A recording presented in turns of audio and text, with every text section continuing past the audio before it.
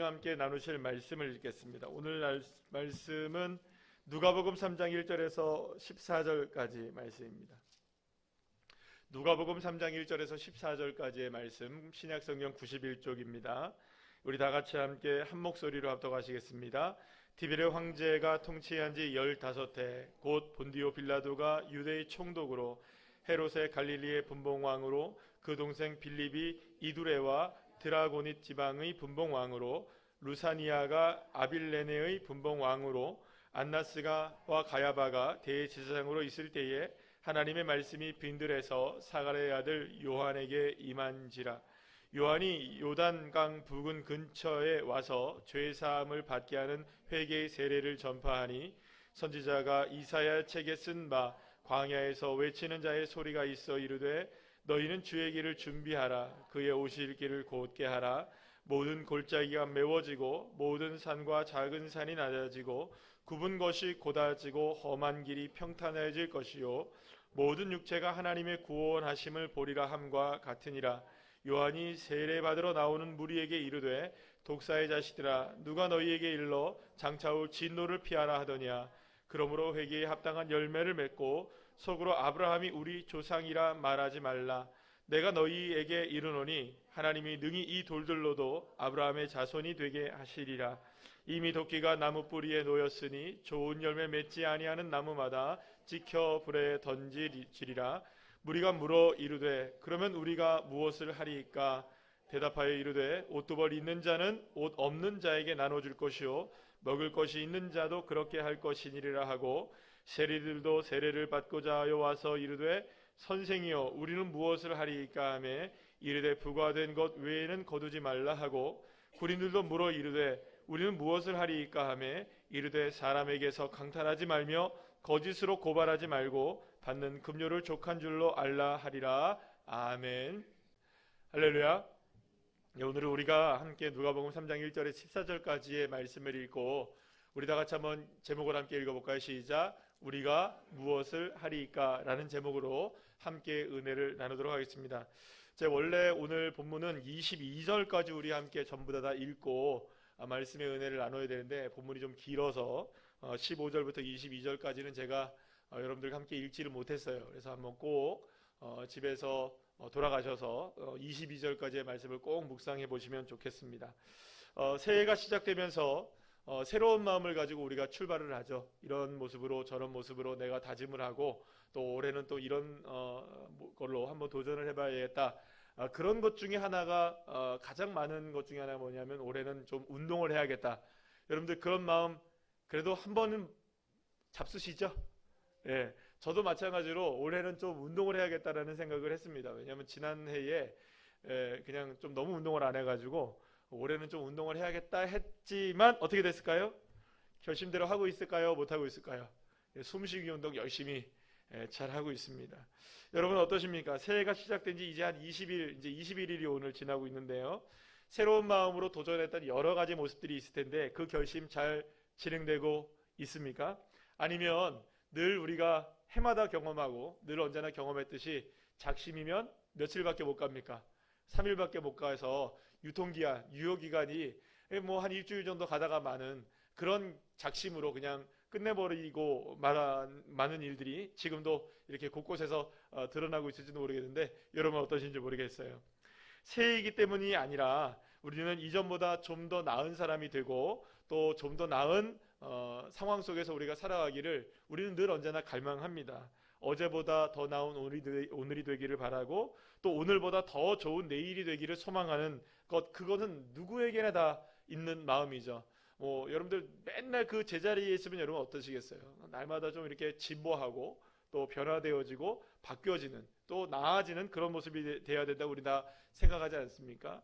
자, 하지만 왜 이렇게 우리의 의지는 약한지, 왜 우리는 늘 언제나 이렇게 결심만 하고 그 결심은 변화되지 못하는지, 우리가 사실은 도대체 문제가 뭘까 이런 생각을 우리가 한번 해보게 됩니다. 그런데 여러분들 그 성공을 제안하는 책들이 많이 있잖아요. 그리고 또 뭐 요즘엔 유튜브나 뭐 여러 가지 이제 SNS에서 이렇게 하면 성공한다, 이렇게 하면 뭐 잘 된다 뭐 이런 이야기들 굉장히 많이 이렇게 합니다. 자, 그런데 이런 책들이나 뭐 SNS나 여러 가지 정보를 통해서 우리가 접하게 되는 많은 이야기들을 듣게 되면 뭐라는 얘기를 계속 하냐면 우리가 의지가 약하다 이런 얘기를 합니다. 그렇죠? 우리가 의지가 약하죠.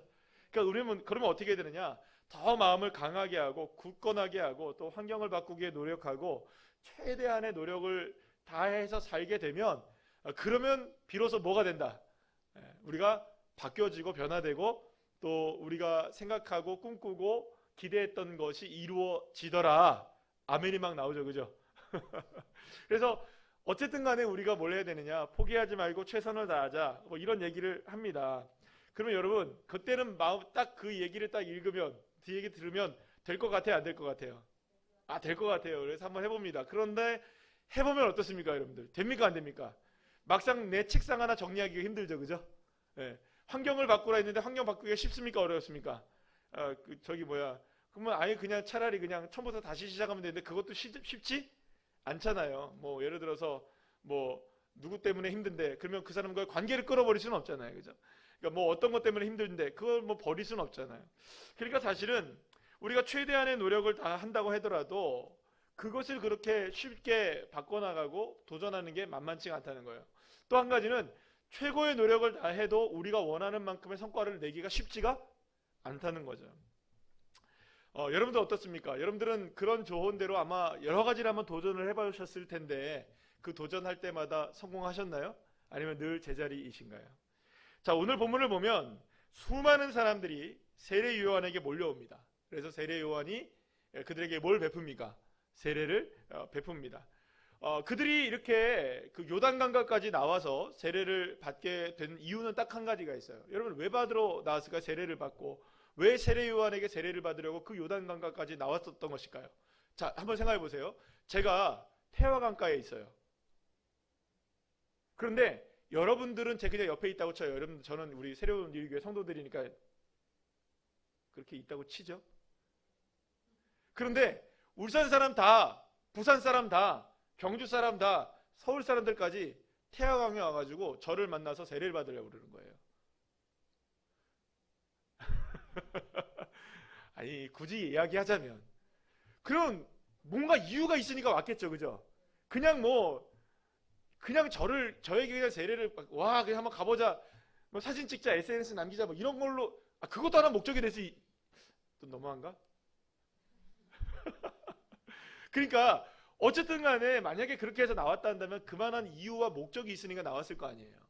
그런데 당시에 여러분들 지금 같은 시대에는 얼마나 여러분들 정보가 빨라요. 근데 그 당시에는 입에서 입으로 전해져야 되는데 수많은 이스라엘 백성들이 뭐 성경에는 백성들이 다 이렇게 얘기해요. 다. 그러니까 거의 모든 백성들이 다 나왔던 것처럼 이렇게 얘기해요. 그러니까 얼마나 많은 사람들이 요단강에 나와서 세례 요한에게 세례를 받으려고 거기까지 나온 거예요. 그러면 여러분 교통수단도 마땅치 않고 또 세례를 받는다는 것이 여러 가지 의미가 있을 텐데 그럼 왜 이렇게 사람들이 나왔을까? 딱 한 가지 이유가 있었던 거예요. 왜냐하면 뭔가 지금과는 좀 다른 인생을 좀 살아봐야겠다라는 생각이 있었을까요? 없었을까요? 세례를 받는다. 또 그 세례를 받고 막 선포하고 있잖아요. 하나님을 바라보라 막 이런 선포했을 거 아니에요. 그죠? 누가? 세례를 베푼다는 이야기만 들었을까요? 아니면 그의 선포도 들었을까요? 들었겠죠. 그러니까 그런 이야기를 알면서도 사람들이 요단강가까지 나왔다는 것은 뭔가 결심을 하고 나온 거야. 나 이렇게 살면 안 되겠구나. 내가 좀 변화된 인생을 좀 살아봐야 되겠구나. 내가 새로운 인생을 살아봐야 되겠구나. 자신의 삶을 바꾸기 위해서 뭔가 노력하기 위해서 정말로 어디까지 나온 겁니까? 걸어서 온 거예요. 뭐 낙타 타고 왔겠죠. 뭐 나귀 타고 왔겠죠. 어쨌든 간에 그 요단강가까지 그렇게 나와가지고 누구를 만나는 겁니까? 세례 요한에게 세례를 받는 거예요. 그러면 여러분 얼마나 고마워요. 세례 요한이. 저 같으면 감동되는 오시는 분들 제가 전부 다 그냥 다 발 닦아줄 거예요. 제가. 저 같으면. 여러분 고맙겠어요? 안 고맙겠어요? 여러분들 별로 안 고맙죠? 그런 나를 그렇게 찾아왔다. 여러분 산골짜기에 내가 혼자 있는데 여러분들이 다 저를 찾아왔다고 생각해보세요. 별로 그렇게 감동이 없는 것 같은데. 그렇게 찾아왔다고 생각하면 얼마나 고마워요. 얼마나 고마운 사람들이에요. 근데요, 세례 요한이 그렇게 고마운 사람들에게 뭐라고 얘기하는 줄 아세요? 독사의 자식들아, 막 이렇게 얘기를 해요. 예, 독사의 자식들아, 험한 말 쏟아내고 막 그렇게 얘기를 해요. 막 아브라함의 자손들이라고 니들이 생각하느냐? 이 돌들보다도 못한 자식들아, 막 이렇게 하고 얘기 막 해요. 그런데 여러분들, 이 사람들이 뭐라고 얘기하는 줄 아세요? 오늘 본문에 우리가 제목이죠. 그럼 우리가 뭘 할까요? 이렇게 얘기해요. 세례를 받은 사람들이, 야, 독사의 자식들아, 막 아브라함의 니들이 자손이라고 생각하느냐? 이 돌들보다 못한 자식들아, 막 이렇게 얘기해요. 여러분 기분 어떠시겠어요? 여러분 같으면, 아, 내가 세례를 받으러 왔지, 내가 이런 소리 들으러 왔겠어? 그럴 거 아니에요, 그죠? 그런데 여러분들, 그런 얘기를 들었던 그들이 뭐라고 얘기하냐면, 그러면 우리가 뭘 할까요? 이렇게 얘기하는 거예요. 놀랍죠? 사실 그러면 우리는 지금 무엇을 할까요? 우리는 무엇을 하리까라는 이 질문은요, 우리가 늘 하고 살아가는 질문이기도 합니다. 여러분, 도대체 우리는 뭘 해야 할까요? 무엇을 해야 정말로 우리의 삶이 바뀔 수 있을까요? 무엇을 갈망하며 살아가야 될까요? 우리는 더 나은 인생이 되고 더 좋은 삶을 살아가고 더 괜찮은 인생으로 우리에게 맡겨진 인생을 살아가려면 도대체 우리는 뭘 하고 살아가야 될까요? 도대체 우리는 뭘 하고 살아가야 될까요? 오늘 본문에서 우리는 광야에서 외치는 자의 삶을 살았던 세례 요한이라는 사람을 만나게 되는데, 이 세례 요한은 이 등장부터가 좀 심상치가 않은 사람입니다. 당시에 포도주를 입에도 대지 않았다는 것은 나시린으로 구별됐다는 건데요, 완전히 하나님께 바쳐진 사람으로 구별된 인생을 살았어요.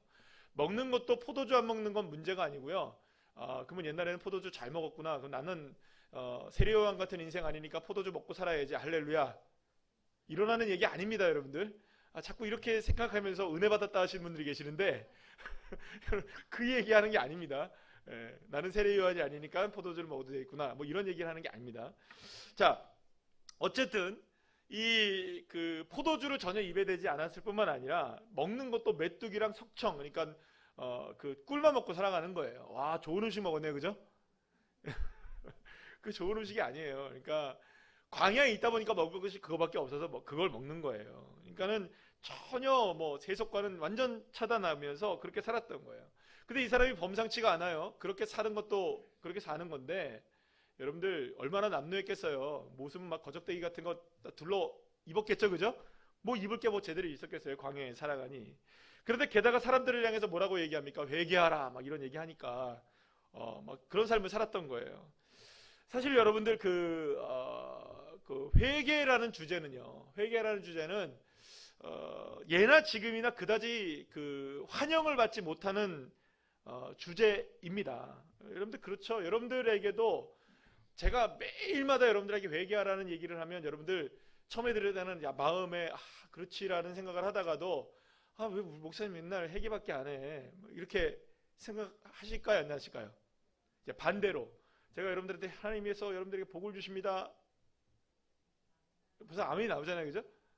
그럼 맨날마다 복을 주시는 하나님에 대한 설명을 하면 우리 목사님 맨날 복 주시는 설교만 해, 그러지는 않을 것 같아요, 그죠? 무슨 얘기인지 아시겠어요?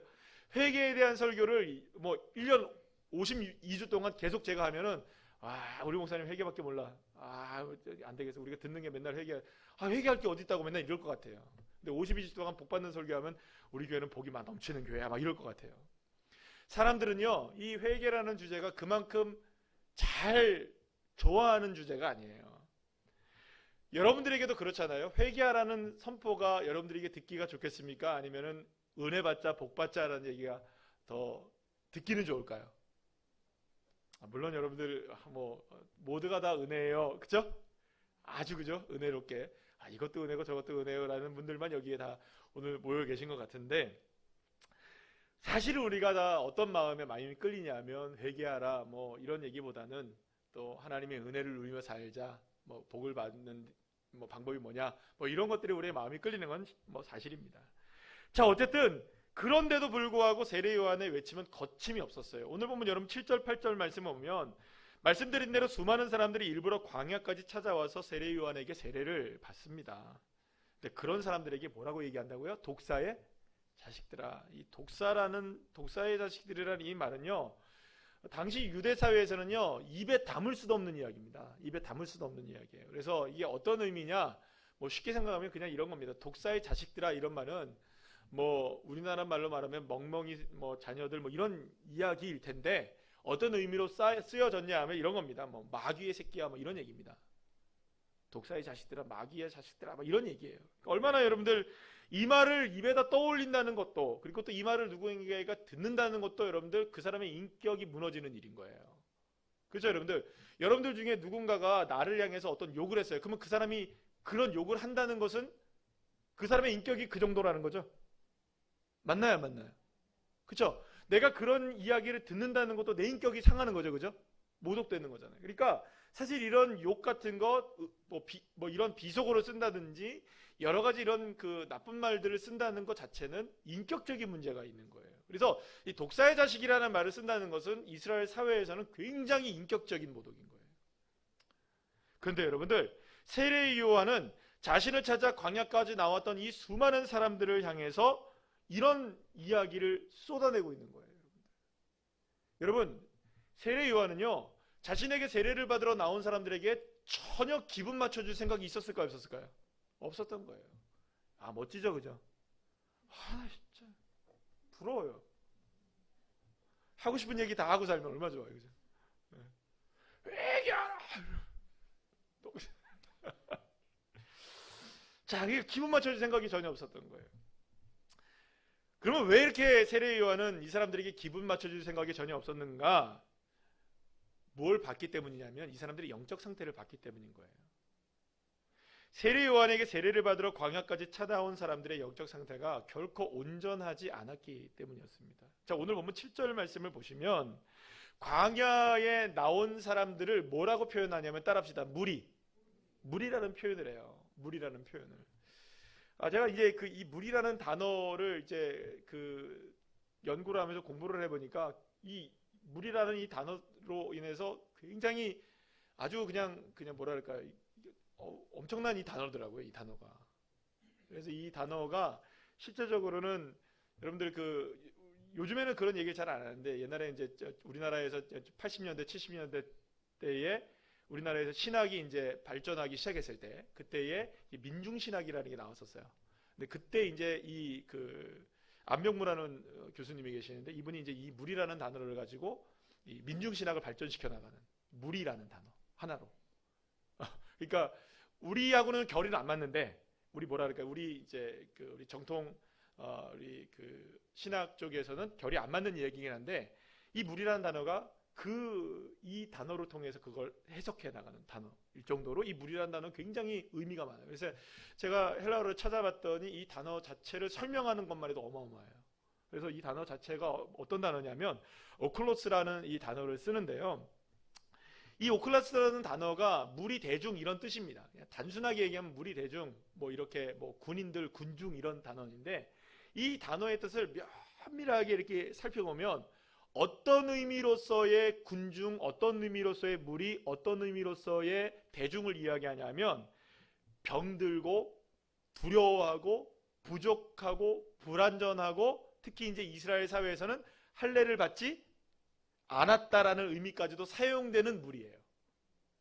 그러니까 어떤 의미가 있는 거냐면, 세례 요한에게 세례를 받으러 나와서 광야에까지 찾아 나왔던 이 이스라엘 사람들, 그 사람들을 누가 볼 때에는, 세례 요한이 바라볼 때에는 뭔가 이렇게 대단한 이스라엘 백성들이 전부 다 마음에 뭘 갖고 온 겁니까? 내가 변화되어야지 하는 마음을 갖고 왔나요? 안 갖고 왔나, 이 사람들이?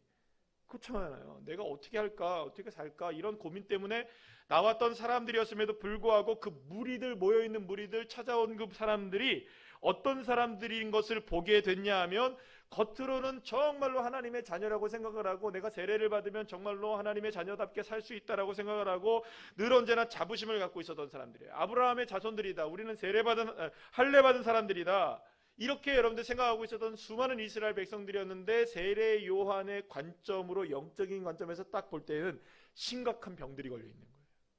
너무나 부족하고 너무나 연약하고 두려움에 사로잡혀 있고, 할례는 받았지만 할례를 받지 않은 사람처럼 살아가는.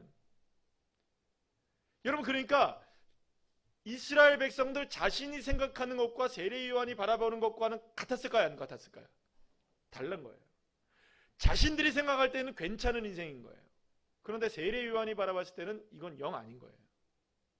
그러니까 그들을 향해서 뭐라고 얘기하는 겁니까? 세례를 받는다고 해 니들이 독사의 자식들아 이렇게 얘기하고, 거기다 뭐라고 얘기합니까? 여러분 오늘 그 8절 말씀 여러분들 한번 다 같이 한번 읽어볼까요? 시작. 그러므로 회개에 합당한 열매를 맺고 속으로 아브라함이 우리 조상이라 말하지 말라. 내가 너희에게 이르노니 하나님이 능히 이 돌들로도 아브라함의 자손이 되게 하시리라. 여러분 이거 굉장히 모욕적인 말입니다. 여러분들 아브라함이라는 사람이 이스라엘 민족의 어떤 사람입니까? 여러분들 조상이잖아요. 선조잖아요. 이스라엘 민족을 만들었던 사람이잖아요. 근데 니들이 아브라함의 조상이 아니다라는 말은 여러분들 이거 어마어마한 말인 거예요. 근데 여러분들 거기다 뭐라고 얘기합니까? 이 돌들보다도 못하다 니들이. 하나님이 만약에 아브라함의 조상을 만드는다면 차라리 이 돌들을 통해서 아브라함의 조상을 만드는 게 낫지, 니들같이 독사의 자식들을 가지고 내가 보니까는 하나님이 전혀 이스라엘의 백성들 아브라함의 자손들을 만들 생각이 하나님은 없어, 이런 얘기 하는 거예요. 여러분들 제가 생각할 때 멋진데 듣는 이들은 어떨까요? 여러분들 기막힌 거예요. 이스라엘 백성들에게 여러분들 얼마나 이 하나님께 선택받았던 이 선민의식이라는 게 얼마나 대단했어요. 우리가 아브라함의 자손이라는 이 사실이 얼마나 이스라엘 백성들에게 대단한 자부심이었습니까? 자, 그런데 이 자부심을 느끼고 있었던 사람들을 향해 세례 요한이 세례를 받으려고, 그리고 또 잘 살아보려고 나왔던 사람들에게 독사의 자식들이라는 독소를 퍼붓는 것도 모자라서 돌들이 아브라함의 자손이 되는 게 낫겠다. 이 사람들아, 겉으로만 아브라함의 자손이라고 생각하지 말아라. 이 사람들아, 너희들이 이렇게 살았다가는 아무런 소망도 없고 희망도 없다. 너희들은 하나님의 자녀도 아니야. 막 이런 얘기를 하니까 여러분 얼마나 기막힌 이야기를 하는 겁니까? 전혀 그 사람들의 기분을 맞춰줄 생각이 없었던 거예요. 자, 그런데 오늘 보면 9절 말씀에 보면 어떤 얘기가 나오냐면 세례 요한이 이런 얘기까지 합니다. 너희들의 목에, 그러니까 비유를 들어서 나무의 뿌리에 도끼가 딱 다 있다는 거예요. 이 말은 무슨 말이에요, 여러분? 너희들의 목이 여기에 지금 하나님이 도끼를 딱 갖다 대고 여차하면 어떻게 된다는 거예요? 잘라버리겠다는 거예요. 여러분들 이게 진짜 자세히 생각해보면 여러분들 이게 웃으면서 들을 이야기가 아닌 거예요. 하나도. 여러분 이런 얘기 듣고 기분 좋아하실 분 계실까요? 한 분도 없을 것 같아요. 이제는 심판이 임박했다는 거예요. 이렇게 살아서는 심판이 딱 목 앞에 딱 와 있다 지금. 이렇게 살아서는 더 이상 아무런 희망도 없는 상태로 전락해 보실 것이라고 경고를 막 세례 요한이 거듭하고 있는 거예요. 그러면서 이 세례 요한이 뭐라고 얘기하냐면 너희들이 정말로 하나님의 자녀라고 생각한다면, 아브라함의 자손이라고 생각한다면, 이 돌들보다 나은 인생이라고 여러분들이 생각한다면 적어도 회개해야 합니다. 아멘. 회개해야 합니다. 돌이켜야 합니다. 죄를 회개하고 하나님 앞으로 돌아와야 됩니다. 그리고 거기에 뭘 맺는 열매를 맺어야 되는 합당한 열매를 맺는 삶을 살아내야 합니다. 따라합시다. 회개하고 합당한 열매를 맺어라. 이게 두 가지죠. 회개도 해야 하고 합당한 열매도 맺어야 된다. 그런데 세례 요한을 찾아온 무리들은 정말 제가 생각할 때 존경스러운 사람들인 거예요. 와, 정말 대단한 사람들이에요. 여러분 이 정도 얘기 좀 들었으면 어땠을까요, 여러분들? 인간적으로 생각해보면 기분 나쁘죠. 아니 내가 여기까지 이렇게 나왔는데 이렇게 욕 듣고 가나? 이런 생각할 수 있을 거예요. 근데 이게 성령의 충만한 말씀을 들어서인지, 저도 그래서 사실은 그런 생각을 합니다. 그러니까 하나님께서 은혜 베풀어 주셔서 이 강단에 선포되는 말씀에 이러한 성령의 음성이 여러분들에게 들려져서 어떤 이야기가 선포되든지 간에 아멘으로 받아들이시고, 그리고 내 삶이 변화되는데 양약이 되어지는 그런 은혜가 있게 되기를 축복합니다. 저도 그렇게 되기를 원하고 여러분들도 그렇게 되기를 원하는데요. 이 독사의 자식들아, 아브라함의 조상이라고 말하지도 말라는 말을 들었음에도 불구하고 이 사람들은요, 그래도 내 삶이 변화되기를 원했던 거예요. 그 자리에서 박차고 일어나고 어이 더럽다고 하면서 가버린 게 아니고요. 이 사람들이 뭐라고 얘기하냐면 한결같이 얘기해요. 한결같이 세례 요한에게 뭐라고 얘기하느냐? 여러분 10절 말씀 우리 한번 다 같이 한번 읽어볼까요? 시작. 무리가 물어 이르되 그러면 우리가 무엇을 하리까? 우리가 무엇을 하리까? 여기도 무리라는 단어가 또 쓰이죠. 여러분 만약에 여러분이 세례 요한이라면 뭘 얘기해 주실까요? 여러분들이 세례 요한이라면 내가 뭘 할까요? 라고 얘기하는 사람한테 여러분들 무슨 얘기할까요? 임박한 진노가 바로 여기까지 와 있다. 그러면 열매 맺는 삶을 살기 위해서 회개해야 한다 얘기했잖아요. 그죠? 그럼 열매를 맺어야 된다. 그러면 도대체 어떤 인생을 살아야 될까요? 여러분들이 만약 세례 요한이라면 무슨 얘기해 주시겠습니까? 기도 열심히 하며 사세요. 예배 잘하면서 사세요. 주님 앞에 헌신하시고 봉사하시고 충성하시고. 아멘은 별로 안 하시고. 네. 그잖아요. 여러분들 같으면 무슨 얘기 하실까요? 여러분들이 순장님 계신다면 또 순원들한테 예를 들어서 무슨 얘기 해 주실 거예요? 여러분들 내가 뭘 할까요? 어떻게 할까요? 이제 올컨이잖아요. 올컨이. 이 기회를 놓치면 안 돼요. 그죠? 내가 뭘 할까요? 이렇게 얘기한다면 우리 순장님들 막 지금 이만큼 벌어져요. 그럼 이 순장님들한테 만약에 순원들이 순장님 그러면 제가 뭘 어떻게 살면 되겠까요? 이러면 여러분들 올 것이 왔구나. 내가 드디어 얘기한다. 새벽 예배 나오십시다. 이런 얘기 그죠? 얼마나 은혜스러워요. 아무도 아멘 안 하지만 예배 우리가 365일 하나님 앞에 예배하는 인생을 살아갑시다. 또 주님 앞에 맡겨진 사명 잘 감당합시다. 뭐 이런 얘기하면 여러분들 아멘 내가 그렇게 살면 되겠구나 이렇게 할 거 아니에요. 오직 은혜로 오직 말씀에 우리 있잖아요. 오직 말씀 오직 믿음 오직 은혜 우리가 이걸 살아갑시다. 오직 24시간 주님만 바라보며 삽시다. 우리 집사님을 기도하신 것처럼 우리가 늘 주님만 바라보며 살아갑시다. 그런 방법이 없어요. 우리 예수님만 바라봅시다. 이렇게 딱 얘기해 주면 되잖아요. 그리고 저는 여러분들 그렇습니다. 또 한 가지는 뭐냐면 우리 순원들이 아무리 그렇게 우리 성도님들 그렇게 얘기를 해도 뭐 요 정도쯤 얘기해 줄 거라고 생각하죠. 그죠? 더 이상 그런 얘기를 기대하십니까? 다른 얘기를? 뭐 예를 들어서 뭐 정확하게 하루에 3장씩 성경을 읽고요. 그 다음에 30분씩 그 기도하신 다음에 전화하세요. 저한테. 예. 그 다음에 뭐 하고 난 다음에 이렇게 하세요. 그리고 또 확인합니다. 이런 얘기는 안 할 거 아니에요. 그죠? 예. 그리고 또 오늘 얘기한 것처럼 무슨 뭐 이웃사랑을 실천했는지 인증샷 보내주세요. 뭐 이런 거 안 할 거 아니에요. 그러니까 대충 뭐라고 얘기할 거라는 걸 압니까? 우리 믿음 신앙생활 열심히 잘합시다 하면서 그런 얘기할 거라는 생각을 할 수 있을 것 같아요. 자, 어쨌든 믿음과 신앙에 관한 철저하게 주님의 뜻대로 살아가라는 이런 말을 할 거라는 생각이 들어요. 그러면서 뭐 어깨 좀 쓰다듬어주면서 그런 얘기 있잖아. 이사야 43장에 두려워 말라. 내가 너와 함께함이라. 우리 순장이 너무 대단해. 그런 거 있잖아요. 그죠? 위로 한마디 딱 해주면 그러면 우리 순장님 최고잖아요. 그죠? 그런 순장님이 돼야 되잖아요. 독사하시더라고요. 자, 그러면서 이제 한 구절 딱 얘기해주면 참 우리 순장님이 대단하다 뭐 이런 얘기를 할 것 같아요. 그런데 세례 요한은요 이상한 얘기를 해요.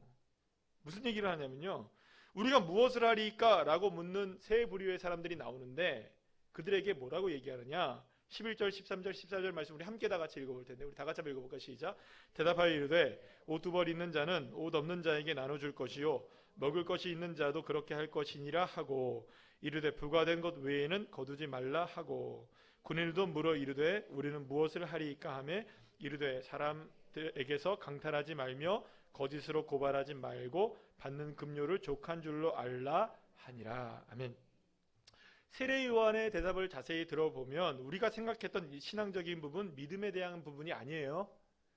어떤 부분을 얘기하냐면 굉장히 일상적인 생활, 우리의 삶에 대한 그냥 살아가는 이야기를 하는 것 같아요. 그러면 우리가 어떻게 살아야 될까요? 라는 얘기에 진짜 살아가는 얘기 해주는 거예요. 자, 그러면 여러분 보세요. 지금까지 세례 요한이 임박한 하나님의 진노 피하자, 기도해야 된다, 성령 충만한 삶을 살고 뭐 교회에 대한 충성을 하고 헌신하고 봉사에 대한 삶을 살자 뭐 이런 얘기를 해야 여러분 회개에 합당한 열매를 맺고 살아가는 것이고 성령 충만한 은혜 가운데 살아가는 것이고 하나님의 진노를 피하는 삶이고 회개의 열매를 맺고 살아가는 삶이라고 우리가 보통 생각하는 그 사람들인데, 그런 사람들에게 뭐라고 얘기하냐면 옷 2벌 있는 사람들은 1벌 나눠주시고요, 급료 외에는 그것으로 족하며 살고요, 그 다음에 사람들 해코지하지 말고 사세요. 뭐 예를 들어서 교통법규 잘 지키시고요, 쓰레기 함부로 버리지 마시고요, 종량제 봉투 꼭 사용하세요. 뭐 이런 얘기, 그런 얘기 하는 거예요. 지금 세금 잘 내시고요, 뭐 이렇게 하고요, 저렇게 하고요. 잘 나눠주는 삶 살고 또 그렇게 만족하며 살면 임박한 진도를 피할 수 있는 합당한 회개의 열매를 맺고 있는 거예요. 누가 얘기하고 있는 겁니까? 지금 세례요한이 그런 얘기를 하고 있는 거예요. 자, 그럼 여러분들 생각해 보세요. 그런 삶을 살면 회개에 합당한 열매를 맺고 살아간다고 여러분들 자신 스스로는 생각하며 살아갈 수 있겠습니까? 한번 스스로가 질문해 봐요. 정답이라고 생각하세요? 합당한 대답이라고 생각하세요? 그런데 만약 여러분 생각해 보세요. 만약에 정말로 회개에 합당한 열매를 맺고 살아가는 삶이 이런 삶이라면 오히려 쉬운 삶이 아닐까요? 잘 생각해 보세요.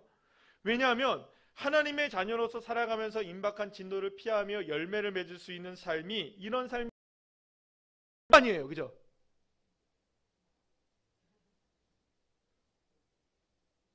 보통 교통법규 잘 지키면 될 거 아니에요. 그죠? 옷 2벌 있는 거 1벌 주는 게 뭐 어려워요. 그죠? 어렵습니까? 아니 뭐 여러분들 명품은 가지고 계세요. 또 명품까지 그거요? 이렇게 하지 말고 그거 말고 다른 거 1벌 그건 줄 수 있잖아요. 그죠? 아니, 대답은 좀 해보실 수 있는데 이러면 그런 삶을 살면 우리가 열매를 맺을 수 있는 삶이라고 생각한다면 그 정도는 할 수 있을 것 같다는 생각이 들어요. 제가 생각할 때는. 그러면 여러분 도대체 왜 세례 요한은 이런 말 한 것일까? 물론 여러분들 이 이야기는 제가 먼저 전제를 좀 달면 우리가 도덕적으로 윤리적으로 합당한 삶을 살아간다는 것이 좋은 의미일까요? 나쁜 의미일까요? 좋은 의미입니다. 여러분 그리스도인으로서 우리의 삶 속에서 도덕적이고 윤리적이고 사회적이고 지탄받는 인생이 아니라 칭찬받는 인생들 되시기를 축복합니다. 정말로 2벌 옷이 있으면 1벌 옷은 나눠줄 수 있고 우리에게 주어진 대로 만족하며 살아갈 수 있고 또 나는 다른 사람들에게 나눠줄 수 있고 또 우리가 사랑을 베푸며 살고 은혜를 베푸며 살아가는 나눠주는 인생을 살아가는 건 우리에게 너무나 중요한 얘기죠. 네, 중요한 얘기예요. 그런데 여러분들 세례 요한이 이야기를 했다? 성경에서 이런 이야기를 하고 있다? 분명히 이 의미가 있을 거라는 생각이 들어요. 근데 오늘 본문의 말씀을 제가 이제 새벽 설교를 할 때 여기에 본문이 하나 끊어지고 또 15절부터 22절까지 본문이 끊어져서 이제 한 번 설교를 했거든요. 근데 이걸 2개를 다 묵상을 해보니까 이게 왜 이런 말을 했는지에 대한 의미를 비로소 두 번의 이제 새벽에 이 큐티를 통해서 말씀을 묵상하니까 눈이 띄어지더라고요. 그러면 우리가 무엇을 하리까라고 진지하게 물었던 무리들을 향해 왜 이런 대답을 했는가? 세례 요한은요 자신을 그리스도로 생각하는 수많은 사람들이 있었잖아요. 그런 사람들한테 뭐라고 얘기하느냐? 16절 17절 말씀에서 이렇게 이야기합니다. 시작. 요한이 모든 사람에게 대하여 이르되 나는 물로 너희에게 세례를 베풀거니와 나보다 능력이 많으시니가 오시나니 나는 그의 신발끈을 풀기도 감당하지 못하겠노라. 그는 성령과 불로 너희에게 세례를 베푸실 것이요 손에 키를 들고 자기의 타작마당을 정하게 하사 알곡은 모아 곳간에 들이고 쭉정이는 꺼지지 않는 불에 태우시리라. 아멘. 세례 요한은 15절 말씀에 보면 오늘 보면 15절 오늘 본문이 아니죠. 15절 말씀에 보면 모든 백성들이 다 누구를 그리스도로 바라보냐? 세례 요한을 그리스도로 바라보고 세례 요한이 그리스도이시기를 기다리고 있는 거예요. 그런데 거기에 대고 세례 요한이 뭐라고 얘기하냐면 나는 지금 완전한 세례를 베푸는 사람도 아니고 내 뒤에 나는 지금 물로 이렇게 세례를 베풀지만 내 뒤에 오실 그분이 계시는데 그분이 진짜다. 그리고 그분은 물과 성령으로 세례를 너희들에게 베풀 것이다. 나는 물이지만 이분은 성령이야. 나는 상대가 안 돼. 내가 지금 너희들에게 하고 있는 이 이야기하고는 상대가 안 되는 분이 이제 바로 오실 거야. 이 이야기를 하죠. 나는 메시아다. 아니다. 아니다. 그렇죠. 아니다. 방어진사토로 아니다. 아닌 거예요. 사실 사람들은요 세례 요한이 메시아이기를 바랬습니다. 세례 요한이 메시아이기를 기대했어요. 그러나 세례 요한은 자신이 오실 메시아도 아니고 자신은 모든 질문에 정답을 이야기할 만한 수준을 갖고 있는 사람이다. 아니다. 지금까지 세례 요한은 많은 말을 했죠. 많은 말을 쏟아냈어요. 사람들이 들을 때, 이 이야기를 딱 들을 때 사람들이 듣는 수준에서 이야기를 말을 한 거예요. 여러분, 여기서 조금만 더 우리가 깊게 조금만 더 생각해 보면, 예수님도 똑같은 선포를 합니까, 안 합니까? 회개하라, 천국에 갈 거 아니냐, 해요, 안 해요? 해요. 그런데 예수님은 나중에 돌을 사람들이 집어들고 예수님은 십자가에 못 박게 하죠. 세례 요한은요, 사람들한테 추앙을 받았어요. 물론 이 헤로드 왕한테 이렇게 살해를 당하지만 그건 개인적인 원한 때문에 그런 거고요. 사람들은 여러분 세례 요한을 너무 좋아했어요. 이유가 어딘 줄 아세요? 똑같은 선포를 했는데 마지막 말이 다르기 때문인 거예요. 세례 요한은요, 자기가 할 수 있는 말이 뭔지 아세요? 자기가 할 수 있는 최고의 말이 뭔지 아세요? 자기가 할 수 있는 최고의 말, 열매를 맺을 수 있는 방법 뭘까요? 얘기했잖아요. 인간이 할 수 있는 최고의 노력들을 하며 살자, 이 얘기인 거예요. 근데 예수님은요, 그게 아니었어요. 나를 믿어라. 너희들이 정말로 하나님의 자녀로 살려면 나를 믿어라. 이건 전혀 다른 이야기를 한 거예요. 그러니까 나를 믿어라. 그러면 네가 하나님이냐? 그래, 내가 하나님이다, 아들이다. 이것이 그럼 죽인 거예요, 여러분들. 세례 요한은요, 인간이 할 수 있는 이야기를 한 거예요. 다시 말씀드립니다. 세례 요한은요, 자기가 정답이라고 얘기하는 것처럼 보이지만 실상 나는 정답이 아니다.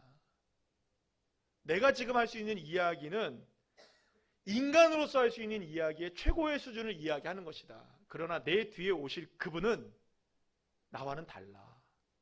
역설적인 이야기를 하는 겁니다. 다시 말하면 지금까지 세례 요한은 자신이 말하는 것이 이 세상 사람들이 누구나 할 수 있고 누구나 다 바라볼 수 있는 수준의 이야기라는 거예요. 인간의 노력으로 최선을 다하고 그렇게 되면 변화되고 새로워질 수 있을 것이라고 생각한다는 거예요. 그렇습니다. 말씀드린 대로 사람들 법 잘 지키고 남에게 싫은 소리 듣지 않고 살아가고 해코지하지 않고 살아가고 친절하게 살아가고 욕심 부리지 않고 살아가면 임박한 진노 충분히 피할 수 있을 것이라고 여러분들 생각하고 열매를 맺을 수 있는 삶을 살 수 있을 것이라고 생각하며 살아갑니다. 그런데 여러분들 정말로 여러분들이 주변에 이런 삶을 살아가는 사람이 있다라고 한다면 여러분 존경받을까요, 안 받을까요? 받죠. 와, 저분은 버릇이도 살 뿐이야. 저분은 정말 이웃사랑을 실천하는 사람이야. 복을 받은 사람이야. 정말로 착한 사람이야. 정말로 저런 사람들은 없어. 정말로 저 사람들 한 사람 때문에 사회가 밝아져. 이런 사람들이 여러분 있다면 우리가 다 이구동성으로 이렇게 얘기할 거예요.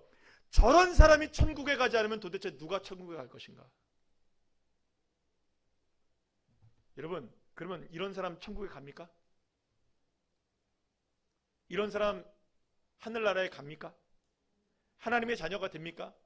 죄사함 받습니까? 구원을 받습니까? 하나님의 구원은 착한 사람이 받는 게 아니에요. 법 없이 살아가는 사람이 받는 것도 아닙니다. 자기 것에 만족하지 않고 이웃을 위해 나눠주며 살아가는 선한 사람들을 위한 것도 아닌 거예요. 구원은 인간이 그 어떤 조건과 어떤 노력과 삶의 방식으로 선행을 행한다 할지라도 구원을 받을 수 있는 방법이 인간에게서 나올 수 없는 거예요. 구원은 오직 예수 그리스도의 이름을 믿는 사람, 하나님의 아들이신 예수님이 십자가에서 나를 위해서 보혈의 피를 흘리시고 죽은 지 3일 만에 다시 살아서 부활의 첫 열매가 되심을 믿는 그 사람, 그 사람이 어떤 삶을 살든 그 사람이 어떤 상황에 놓여 있든 예수님을 믿는 사람, 그 사람에게 주어지는 구원의 은혜가 가장 놀라운 하나님의 선물이심을 믿으시길 바랍니다. 로마서 10장 9절 말씀 한번 읽어볼까요? 시작. 내가 만일 내 입으로 예수를 주로 시인하며 또 하나님께서 그를 죽은 자 가운데서 살리신 것을 내 마음에 믿으면 구원을 받으리라. 아멘. 사도행전 4장 12절 말씀은 쉬운 성경의 말씀입니다. 예수님 외에는 다른 어떤 이에게서도 구원을 받을 수 없습니다. 하나님께서는 온 세상에서 우리가 구원받을 만한 다른 이름을 주신 적이 없습니다. 할렐루야. 세례 요한은 지금 무슨 얘기하고 있는 줄 아세요? 그러면 우리가 무엇을 해야 합니까? 라고 묻는 사람들을 향해 이렇게 말하고 있는 거예요. 역설적으로 얘기하는 거예요. 우리가 무엇을 하든 인간이 할 수 있는 가장 최선의 것과 최고의 것을 다 한다 할지라도 결코 우리의 힘으로 구원을 얻을 수가 없습니다. 결코 우리는 완전해질 수가 없습니다. 내가 지금 하고 있는 이야기는 인간이 할 수 있는 최고의 이야기를 하고 있는 겁니다. 그러나 내 뒤에 오실 그분을 만나야 됩니다. 진짜 이야기를 들으려면 그분을 알아야 됩니다. 그분을 믿어야 합니다. 그분을 따라야 됩니다. 그분을 믿어야 합니다. 그분을 따라가야 합니다. 오직 예수 그리스도만이 우리를 온전하게 하실 수 있고 우리의 노력이 아니라 오직 예수 그리스도의 이름을 통하여서 구원을 받을 수가 있다는 것.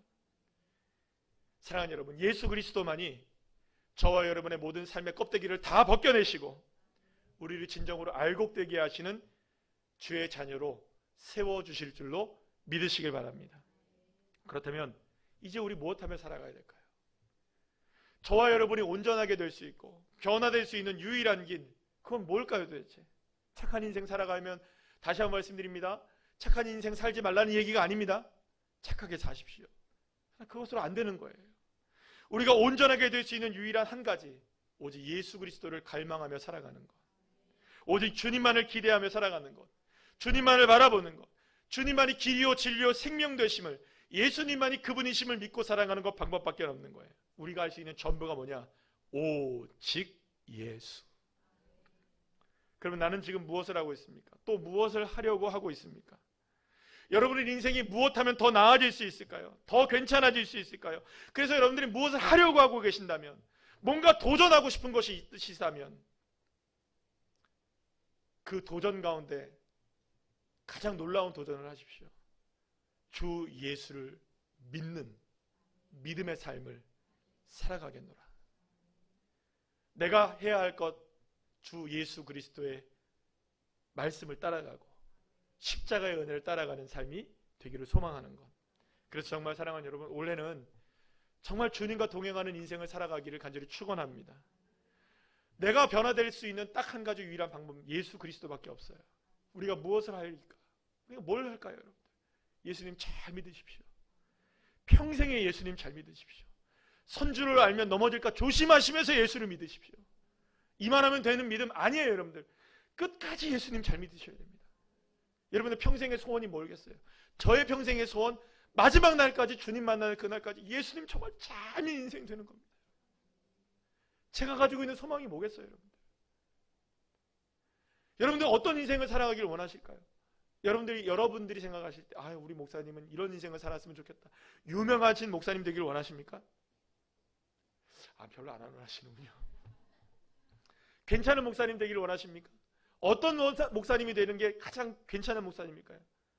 예수님을 잘 믿는 목사님입니다.